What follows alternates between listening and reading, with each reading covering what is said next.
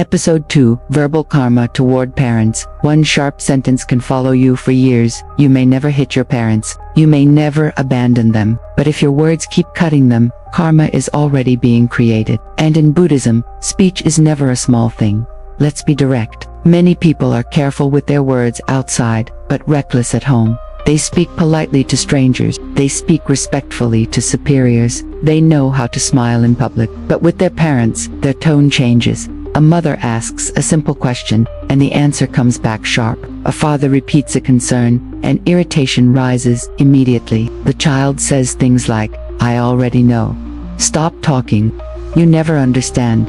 Why are you always like this? I'm not a child anymore." And because this happens so often in ordinary homes, people begin to think it is normal. It is common. But common does not mean harmless. In Buddhism, speech is powerful karma because words do not only affect the person listening, they shape the speaker. Every repeated pattern of contempt, impatience, sarcasm, or verbal aggression leaves an imprint on the mind that produces it. In other words, every time you speak harshly to your parents, you are not only hurting them, you are also training yourself into a certain kind of human being.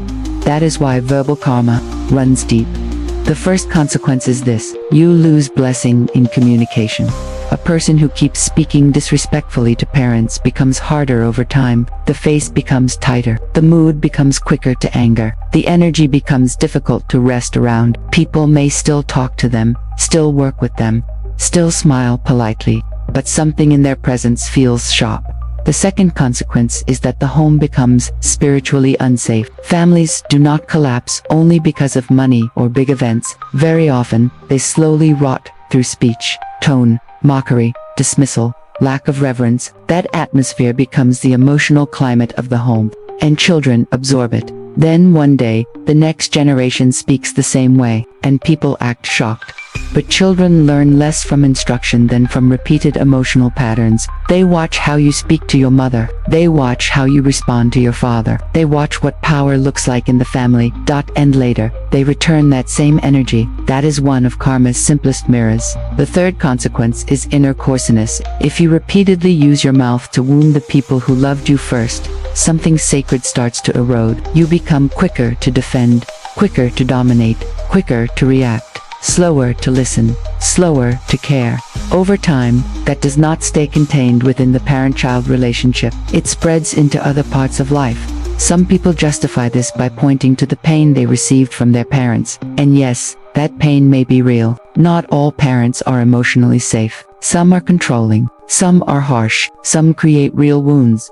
Buddhism does not deny that. But Buddhism also does not permit us to turn pain into a moral license for cruelty. You may protect yourself. You may create distance. You may speak less. You may refuse unhealthy control. But none of that requires contempt. There is a major difference between setting boundaries and using speech as revenge. Many people believe they are still good children because they never physically harmed their parents. But there are sentences that bruise more deeply than a slap. The body recovers from impact. The heart may carry a sentence for years. An elderly parent does not always need long conversations. Sometimes they only need one thing: not to feel like a burden every time they speak. That is why Buddhist ethics treats speech seriously. Words build the emotional weather of a family. Words can heal. Words can protect. Words can also drain all merit from a household. So how do you begin to correct verbal karma toward parents? First, delay your reaction. If anger rises, do not speak immediately. Even 5 seconds of silence can prevent a great deal of damage.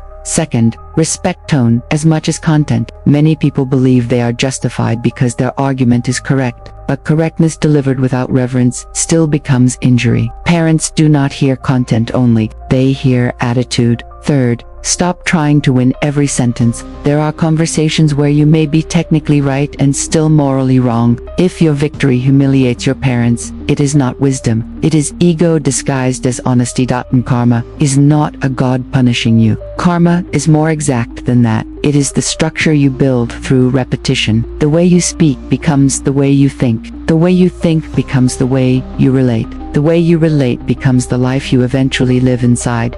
So do not wait until your parents are no longer here to remember the tone you used on them. At that point, regret becomes heavy because there is no more ordinary day left to repair it. If you still have time, then begin there. Speak less if needed, but speak cleanly. Be brief if needed, but do not be cruel. You do not need fake sweetness. You need inner discipline. Verbal karma is dangerous because it hides inside normal family life. No scandal, no headlines, just repeated sentences slowly draining merit out of the home. In the next episode, we look at another very common form of unfilial behavior that hides behind one excuse: I'm busy. We will talk about indifference, not loud, not dramatic, but deeply